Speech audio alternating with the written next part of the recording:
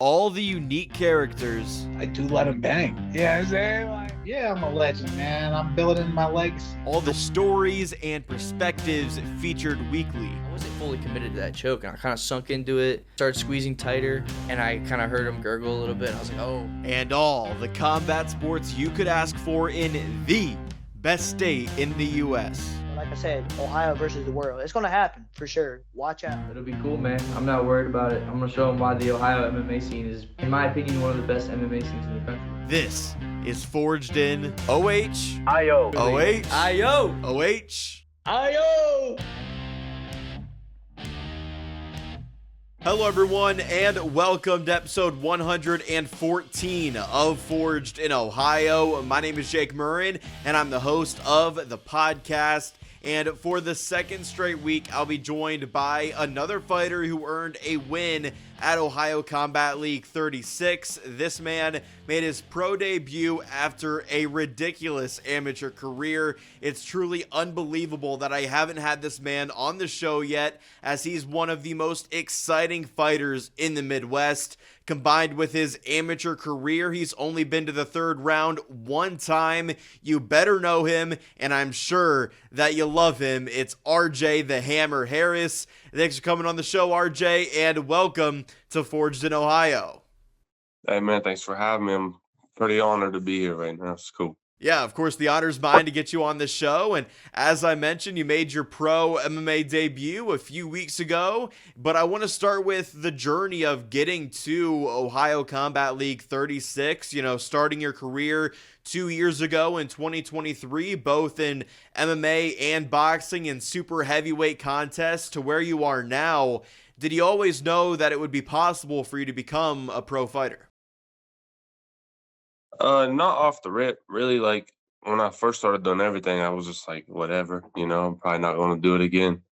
And then David talked me into like going and training one time, and then he was like, bro, we gotta get you a fight. And I'm like, all right, whatever it is, what it is, let's get a fight.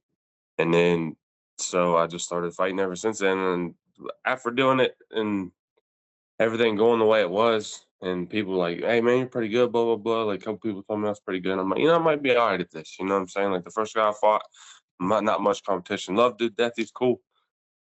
But then I just going on from it and keep going and continue going and working hard every day just to make everything better. And then after just pushing myself, and a lot of people tell me, like, dude, you could make it to the next level if you keep at it. And so just staying with it and working at it the whole time and actually finally getting to be there is pretty amazing. Yeah, I was going to ask about that. If there was like that turning point, I guess, in the last 2 years while you're competing, where you felt like everything did start to come together and you knew that you could actually make a serious run at this. Yeah, that's kind of how it happened. So like, I mean, everyone knows like I started doing Tough Man, and it was just kind of like a shits and giggles thing. Like my cousin's like, hey, dude, sign up. And I'm like, that's not my thing. I'm not like a fighter. Like I like to have fun and goof around. You know what I mean? And so I signed up one night and I did it. And I was like, all right, that's enough for me. I'm done. I don't care to do it ever again. And then my girlfriend signed me up for another one in 2023. And I ended up winning that one as well.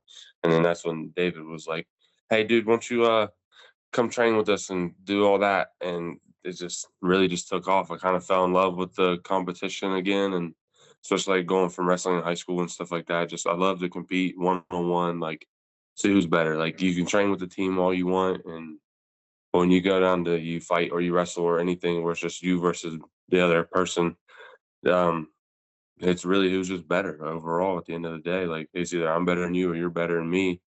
I mean, mistakes happen, but it's still you want to be the better fighter or not. Yeah, that's an interesting reaction to after your first Tough Man, where you're like, okay, I did it. That's about it for me. Did you feel that same reaction after your first amateur fight in MMA, which I believe only lasted like 9 seconds or something like that? Or was it more of like an addictive feeling, like, oh man, I can't wait to do this again type thing? It was pretty fun. Like, so after my first MMA one, I was like, oh, that was cool or whatever. Kind of wish I had like a little tougher opponent starting off, you know what I'm saying? Just because I get the feel for stuff. And but really, like a lot of people don't know this, but after the fight with Dylan, Is when I forget who else was fighting on that card. I think Matt Dugan was. And I was standing there getting ready for him to like, we was gonna walk out as a team for his fight and stuff like that. And James Dennis fought right before that.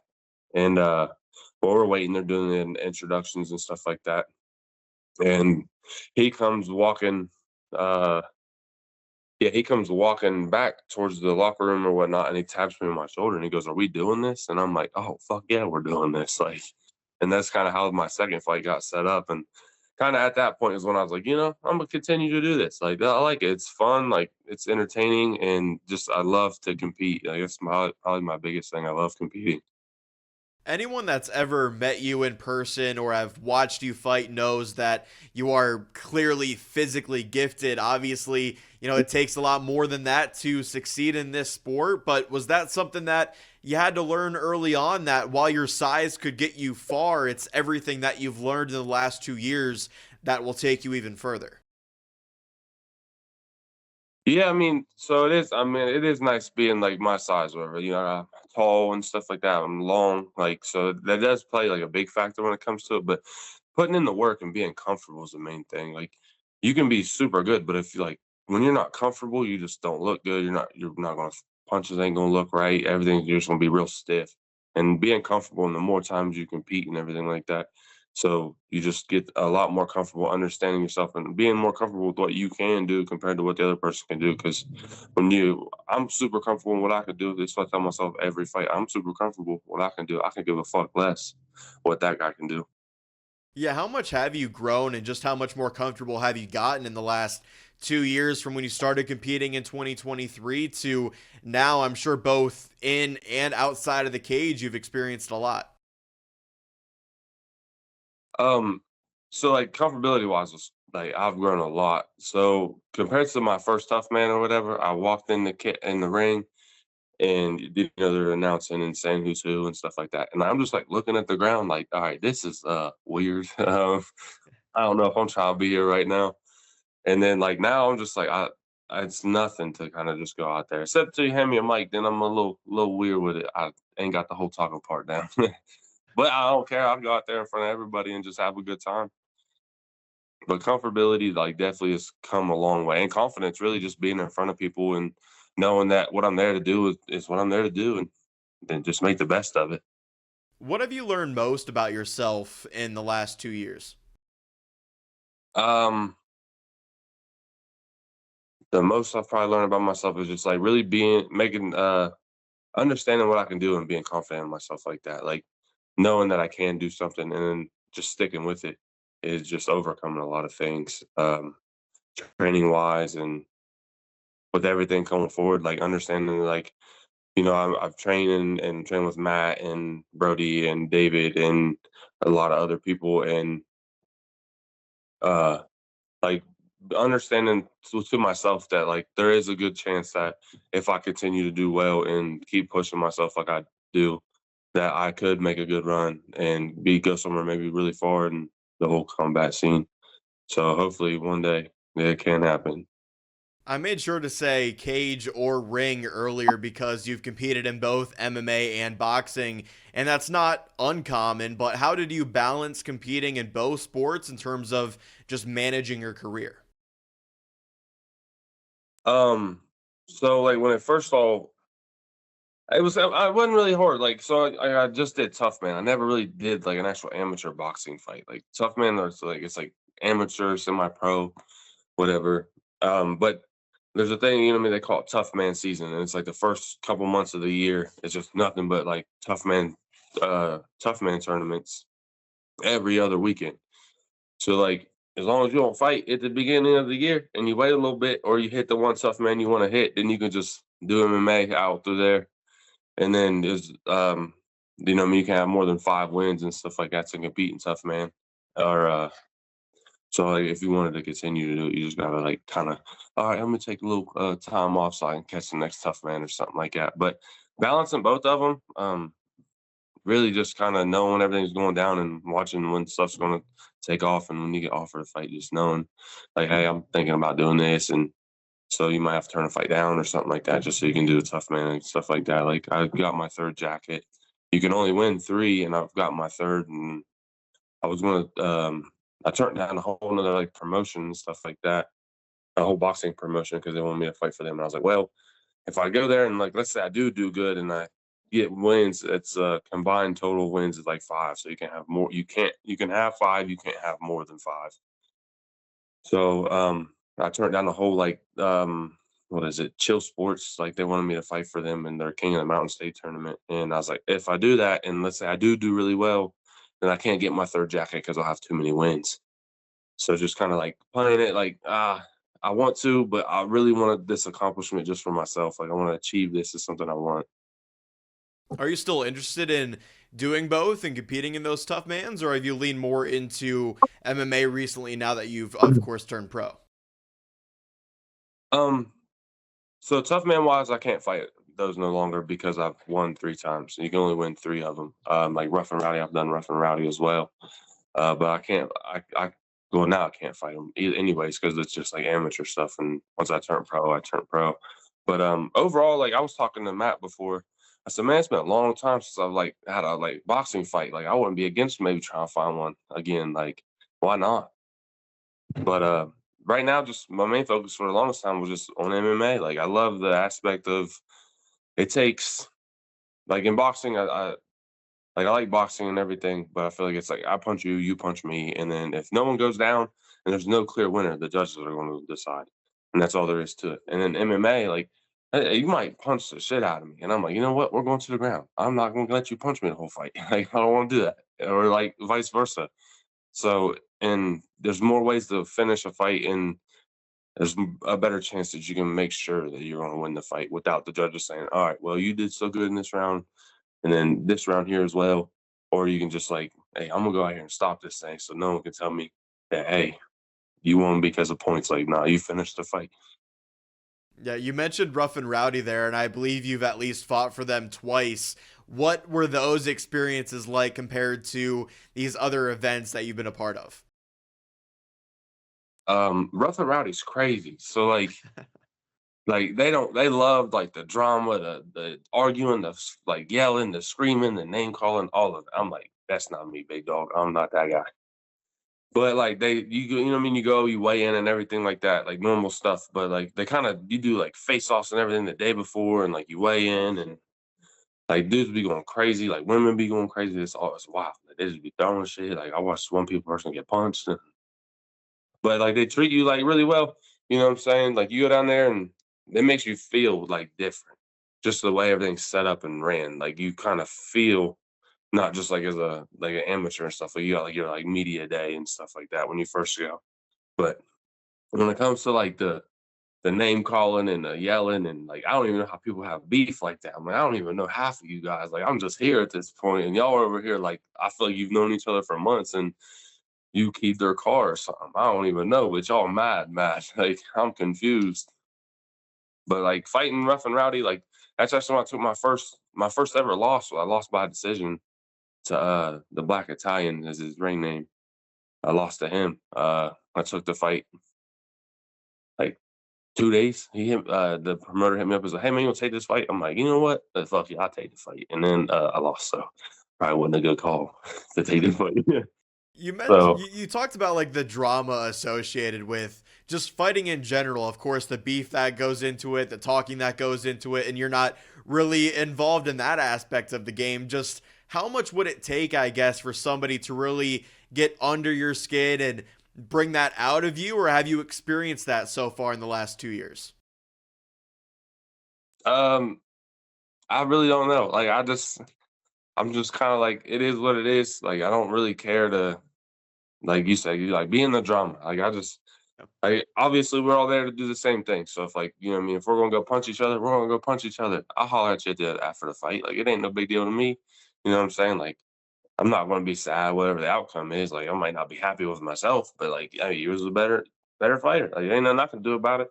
But before the fight, like I don't know, I used to like talk to the guys I was fighting and stuff like that. And I'm like, all right, I gotta like I can't be like maybe that friendly to the person I'm about to fight. But I don't know, like the whole drama thing, I don't know if I'd ever get to that point for real. I don't think I can like let someone just like get under my skin so much where I'm just like ready to do whatever, talk shit and say something. And because I mean, at the end of the day, I really don't care if someone does it to me. Like, that doesn't bother me. And I'm like, all right, hey, if that's how you feel, that's how you feel. You know what I mean? But me personally, I just don't think I'd ever get to that point to where I want to like talk shit and like be. I don't know. I don't even know how to explain it because it doesn't. It's not something that I normally do or even try to do. Yeah, that's smart. And when you eliminate that aspect of fighting, you're just not even interested in that whatsoever. I don't know if you struggle with things like stress and anxiety going into a fight, but does that help with that kind of thing when you're just there for business? You're there to punch another guy and get a win. Sometimes I ain't gonna lie, I'll be like certain things will, like stress me like out, and it's weird. Like it's not nothing to do with the fight. Like my last fight, my hands didn't get wrapped, and I felt like it took like they got wrapped obviously, but like I felt like it was right before Birdie's fight was done. Like, my hands finally got finished. So I started like panicking, like, oh bro, I ain't got enough time to like do what I gotta do. Like I don't know. So I started like panicking about that. But like coming to the fight and stuff like that, there's not been many fights where I've really been like stressed and worried about things. Like I used to, like before I got knocked out, I used to be so scared to get knocked out. I ain't ever been knocked out in my life. And I went over there and I got caught with that head kick. And I used to be so worried, like, oh man, I'm gonna get knocked out. It's gonna be bad, blah, blah, blah. And then it wasn't bad. Like I woke up and it was nothing. Talking with RJ the Hammer Harris on Forged in Ohio. Your amateur MMA career was incredible. You went 6-1 with 4 knockouts, 2 submissions. Is that the type of success that you expected as an amateur fighter? Um, Expected, no. Strive for, yes. Like, yeah, I want to be the best I can possibly be. I mean, I didn't think I was just gonna go like knock people out and stuff like that. Like I did knock a couple people out. That was crazy, you know. But just like overall, like going through it and like the success I had is like super amazing for me. Like to experience and be on that side of it, and like working hard every day to make sure that that happens. So like just trying to guarantee it, and hopefully I can carry that same momentum into my pro career as well. Just stay working hard and you know what I mean, just doing the best I can, and hopefully just keep winning fights. Like I mean, you're gonna take some L's, and hopefully I don't. I mean, it is what it is if I do, but can't can't win them all. You know what I'm saying? But you can try like hell. Yeah, for sure. What was the craziest experience you had as an amateur fighter, whether it be a fight itself or really anything surrounding one of these, 7 amateur fights you've had? Um, Probably the crazy experience. There's like two of them I've talked about a lot or whatever. Like my fight with Jeremy Riley. I tell everybody like how like much the crowd was into the fight. Like you could hear everybody yelling, and then I got people talking to me after a fight, like all these people are arguing with these people arguing with these people. I'm like, dude, what the hell? Like that's crazy. Y'all took this shit way too far. And then the probably the one thing that, like really threw me off the most though is like when I went over and fought Ben Wonder in Indiana. And like I'm like I don't know, like I don't really see myself as a bad guy, and I try to be nice to everybody and as much as I can and be respectful. But I get it, you know what I mean? I went to like his hometown and fought him at his coach's promotion. Like no one's gonna like me. But I went over there and they played my song and I ended up walking out and everyone in the place booed me. And I'm in my head, I'm like, I'm not even that bad of a guy. Like you guys might like me, who knows? That was probably the craziest thing that's ever happened. Is like the whole place was against me, and I was like, "All right, well, that's different." Like maybe I've had a couple people, like you know what I'm saying, but not everybody. Man, I was a part of that crowd at Cage Thunder 27 when you fought Jeremy Riley, and I just think historically that was one of the most entertaining fights really in Ohio MMA. You, of course, won via arm triangle choke in the 3rd round. Just what comes to mind when you think back to that night, Cage Thunder 27? It was crazy, and Jeremy's a tough dude for real. Like I really thought I was gonna put him away early, you know what I'm saying? But I knew he could. He's a brawler, dude. Take it all. Like, he don't even care. He let you punch the shit out of him. Probably not the smartest thing, but he will. He don't give a fuck. And like I punched him so much, and he caught me a couple times himself too. Like one time he caught me, and I knew it. I felt it. I was like, oh shit, like dude caught me. Like, I was like, I didn't know what to do for a second. But like just that whole fight in general was like Jeremy's a tough dude, and I knew he was gonna bring a tough fight. Like he just like he's a pressure guy. It was weird. Like he really didn't pressure me a whole lot. Like I walked him down pretty much the whole fight, had him against the cage, and But overall, just like him being how he fights and like able to take a punch like he could, like that was the craziest thing ever. It's just like the fight went a way different way than I thought it was. Like, should I look back on it and I think like, man, should I wrestled him earlier instead of trying to just go for a knockout like I wanted? Like, I really just wanted to knock him out because I don't know, I just wanted to. But I was like, maybe I could try to like in the third when I hit that takedown or whatever, and I was like, why didn't I do this earlier? Like as I go to do the takedown, I'm like, you know what? I'm gonna double leg this guy right now, and it worked. And I was like, why didn't I just do this earlier? And maybe he wasn't to punch me like he did that one time. And but it's something I gotta like be like. That's another thing when I was talking about the confidence part of it is I wrestled in school and I was a decent wrestler. You know, I went to state my junior year and stuff like that. And but I wasn't confident enough in my wrestling, I guess, when it comes to MMA. Like I was like, oh, maybe like what if this guy's a better wrestler than me? And then I'm gonna get on the ground and then he's gonna punch the shit out of me. And what if I can't get up? And I'm just getting the shit punched out of me. Like that's not a good idea. But now like just like rolling with Matt a lot is rolling with Matt a lot really helps me like be more confident in myself. Like Matt's a really elite wrestler and like if we just wrestle and spar and train together all the time for real, like he's my main training partner. So doing a lot of things with him and with his ability and stuff like that makes me more confident in what I can do. So looking back on the fight, I wish that I would have maybe took Jeremy down sooner and then not took as much damage as I did because I did take a little bit of damage from the fight. But I mean, you live and you learn. You know what I'm saying? So, but overall, the whole Jeremy fight and stuff like that was it's probably one of like I don't know, it was different for sure. Like going that far, like that being my longest fight or whatever, and I just knew he was going to come and bring like a decent fight, but I didn't like think it was going to be like that. So, and I mean, you know, we ended up getting fight of the year and stuff worked out pretty well. So, Yeah, that was the first and only time you've gone to a third round in MMA, and it was clear that both of you guys gave it your all in there. Just how valuable was that experience in terms of what you learned and how it made you better in the sport? um, big thing, you know, like made me understand that I can go the distance if I need to. You know what I'm saying? Like we was a little shy. Like we ended up stopping like halfway through the third because that submission I got. But like proving to myself, you know what I mean, and then not only myself but other people that are watching. Like a lot of people watch me. Like oh, you know what I mean. Like he ain't gone that far in fights. Like he gonna be able to fight in the later rounds and myself included. Like I make sure my cardio is right and I do a bunch of running, a bunch of cardio work. But I do a whole bunch of road work plus training camp and everything like that. Like if I'm not training, I'm at the gym if I'm not at the gym, I'm training. Like there's no in between, like, especially when I'm getting ready for a fight. Like I take it as serious as possible. And but with the whole going into like the later rounds and stuff like that with Jeremy, like really made me understand like I need to pace myself more. Because I did throw a lot of punches in the first and you know what I mean? Like you're not gonna be able to punch everybody out. So I learned that from that fight. Like you're not just gonna go out there, hit someone every time, and then the fight's gonna be over. And not long after that. So learn to pace myself. It's a big thing. It's just staying calm and you know three, 4 punch combos. You know, and then back out, not throwing a punch, and then now I'm throwing like 8 more on top of that. So pacing myself is I learned a lot from that Jeremy fight. Was like pacing myself is the biggest thing I probably learned from it.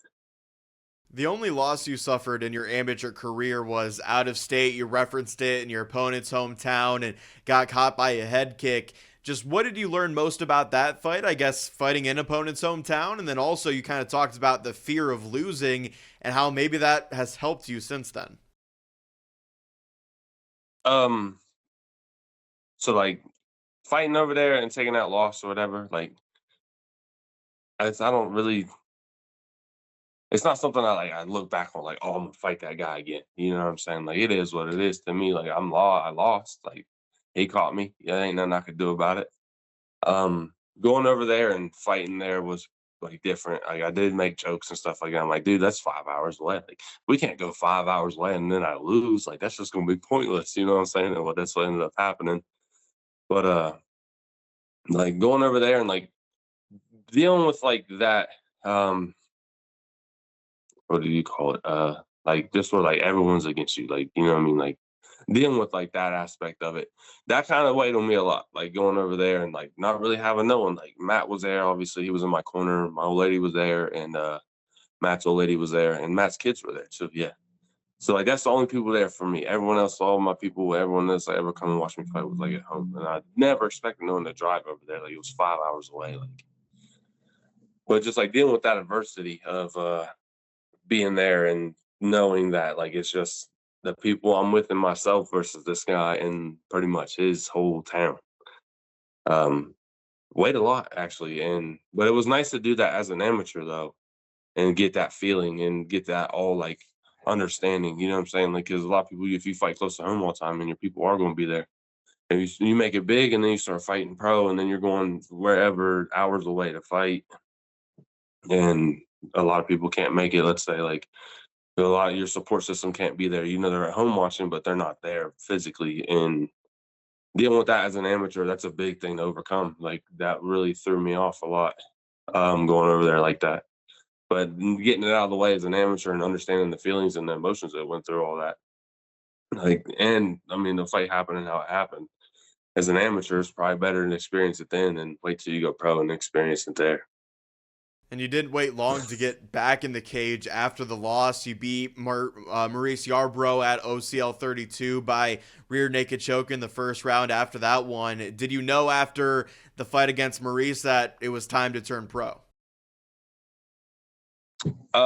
Yeah, actually, I was trying to go pro after I fought Jeremy. I called the commission and I was talking to them about it. I was like, not really like I wasn't like trying, but like I like to know things, so I call and I ask questions. So I called the commission. I was like, hey, what all do I got to do? Like, what criteria do I need to meet to turn pro and stuff like that? Because at the time I was 4-0 and I also had like the tough man fights and stuff, and I was just like curious. And he's like, well, he said, with your boxing fights and your record right now, he said, we can push you through if you wanted to. He's like, but if you take another fight, um, it was a pretty like decent, reasonable opponent or whatever, it'll be a no brainer. And if you win, I'm like, okay. And then not long after that, I got hit up about fighting Ben. And I was like, well, this guy's like, on paper, what I mean, he's better than me. So like, if I go beat this guy, it's a no brainer. And like at that point, and I was like, well, I'll go fight him or whatever. And if I win, I'll go pro after that. If I lose, and then obviously I got to take another fight. And then, so really the fight with Maurice was, hey, you got to win this fight if you want to continue on what you want to do. So I'm happy Maurice took the fight. And then I took that fight. And then after that, we was talking about a lot, was like going pro, Matt and I, and everyone I talked to was talking about going pro after that one. I just needed another win to make it make sense to go. In hindsight, are you thankful that you didn't turn pro when you were 4-0 and instead got those 2 extra fights of experience to now where you are as a pro fighter? Yeah, especially the fight in Indiana, taking that fight in uncharted waters for real. Like not having a support system like normal and taking a loss. Like as an amateur, like you don't have to win every fight, but if you do, that's great. If you don't, like obviously you got stuff to work on and improve on. But like taking a loss as an amateur is nothing because your record's gone once you go pro. Like so, it ain't no big deal. Like you're going to learn a lot from things, and so I'm happy I did wait and not go. Oh, like yeah, I can go pro. Let's push the issue. Let me make this run a pro, and then like I look at it like this. Like I went over and fought Ben. Like let's say that was my pro fight, and then I lost. Like well, maybe I wasn't ready to go pro. I'll start my pro debut 0-1. Like or I can take my amateur career and go 4-1, then come back and go 5-1.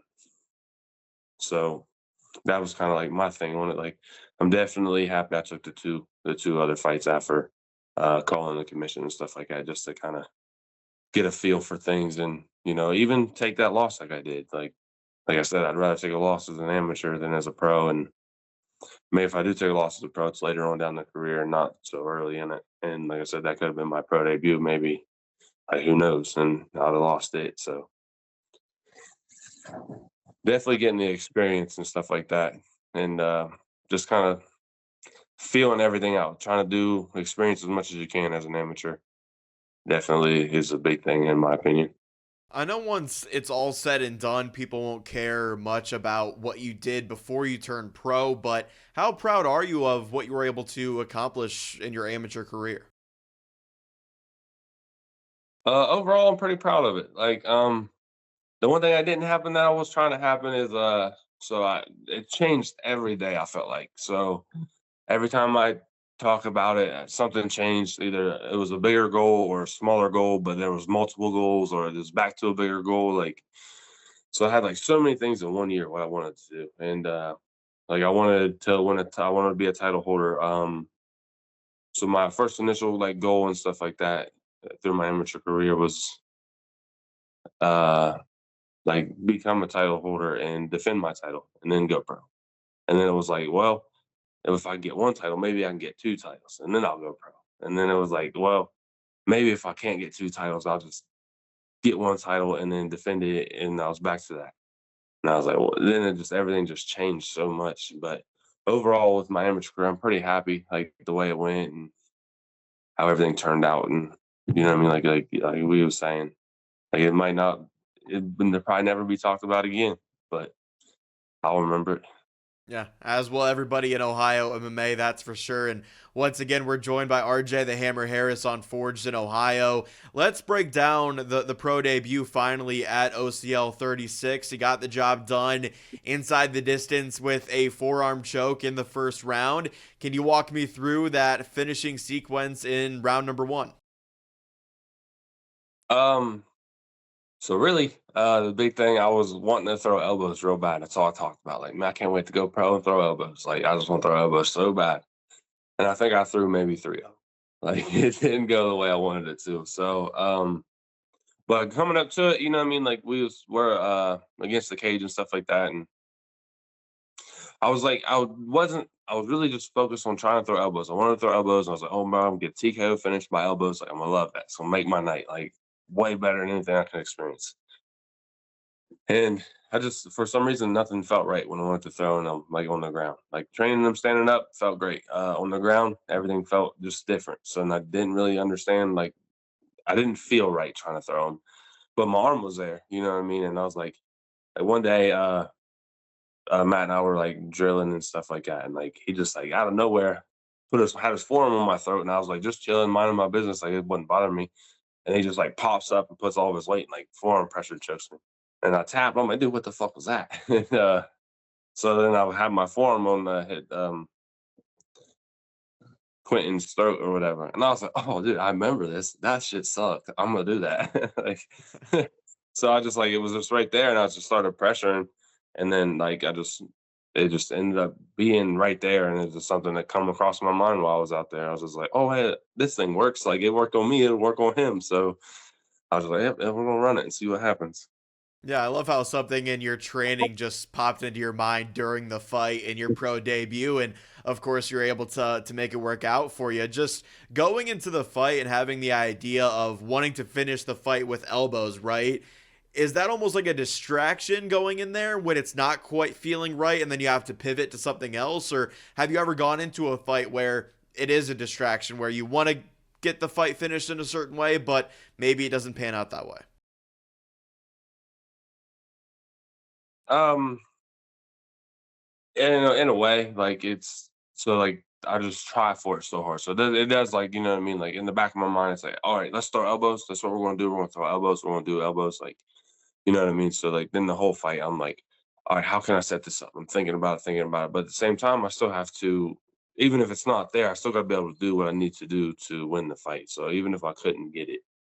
So like it's like almost a thing kind of like if it's there, try it. If it's not there, like don't try. You know what I mean? Just have fun is the main thing. Like Matt and I talk about it all the time. He's like, dude, just have fun. I'm like, absolutely. Like there's nothing better I'd be rather wanting to do right now than going out here and fighting. Like just having a great time overall, like through the fight, after the fight, before the fight.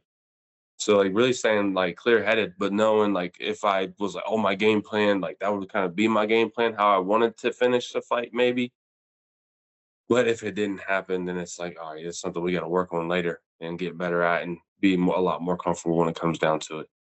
You were already incredibly dangerous before turning pro, but now that you have even more weapons at your disposal, like those elbows, like head kicks even, just how much does that add to your arsenal? Um, Definitely getting used to throwing stuff and setting stuff up with it. You know what I mean? So as an amateur, is one thing that like I regret personally myself is I never really trained like head kicks or elbows or nothing like that. And like I should have been. Like that way when it come time to do it, I knew it and it was comfortable to do. Like now, like I'm training that stuff now. So after I fought um Maurice is when I really started training um elbows and stuff. But like after taking that head kick is when Matt and I were training and like he's like, I'm gonna throw head kicks. I'm like, dude, please. Like obviously I didn't keep my hands up, like so it's something I gotta work on. But that's one thing I wish like I would have started doing a long time ago was like training that stuff. Even though I was making my amateur debut or whatever, just being used to throwing that stuff. So like right now it's kind of like everything's a like work in progress. You know what I'm saying? So getting used to throwing it and how to set it up and make it feel right. That's the main thing is like making sure your body's going to end where you need it to end so you can throw the next thing. Um, so really just training them and stuff like that is going to be like um, the overall plan is just getting a lot better and a lot more comfortable and flexible. You know, my legs, I can't be throwing my leg clear. I couldn't kick myself in the head. I'll tell you that right now. We talked so much about your journey in combat sports. So, what does it mean to now be a professional athlete with a win on your record? Oh man, it's crazy to think. Like I probably would say, like I feel like a lot of people say, but I never thought like oh yeah, I'm gonna be a like a professional fighter. Anyways, like never thought I'd been like the fighter, like a fighter type. But being a professional like athlete and then breaking it down to like being a professional fighter and stuff like that, it's really cool. And sometimes like I'll be like joking with my family, like, oh, hey, I'm a pro fighter now. You know what I mean? Just like, but like that's about all I do with it. But it is cool to like it's like a notch on the belt. It's an achievement that I got.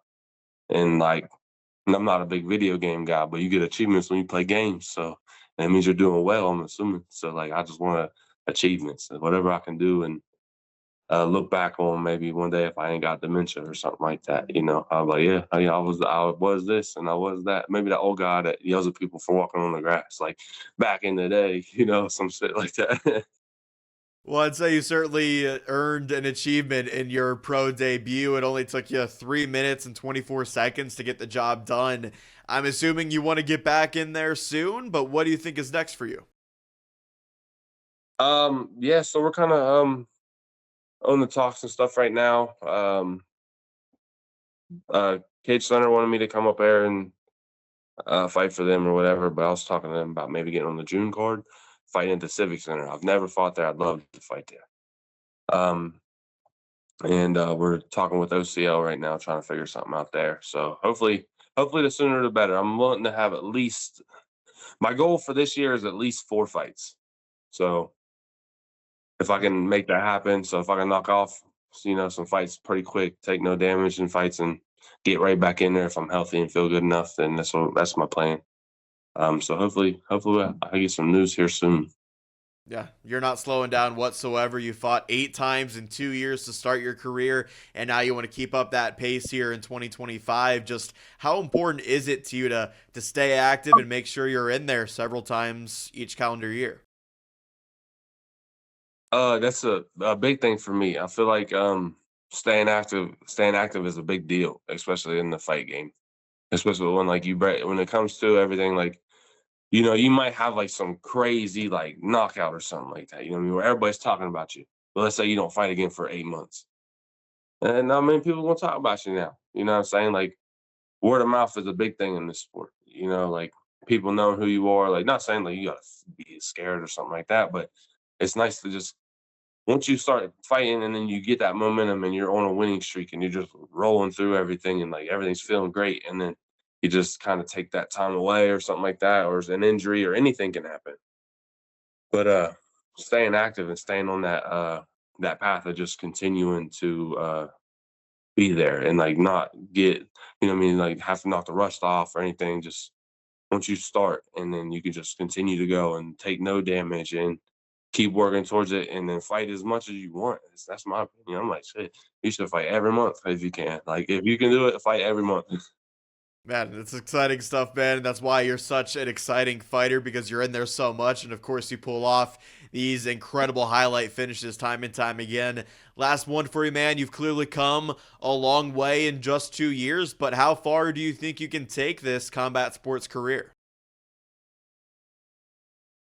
Staying healthy. If I can stay healthy and nothing like crazy happens, I got a good job. So like, it's got good insurance if I need it. Hopefully I can take it pretty far. Like, that's my plan. I would like to try to take it to the top. And staying active is gonna help me do that if I can. And I feel like I might have a really good chance. And so overall, staying active, man, and hopefully no injuries, no cuts, no bumps, no bruises. You know what I'm saying? And doing the best I can. And then hopefully one day someone's like, hey, man, you want to come fight with us? I'm like, shit, let's get it. You know what I mean? Let's get it. Good stuff, man. Before we wrap up, I just want to give you the opportunity here to shout out or mention anything you want to on Forged in Ohio.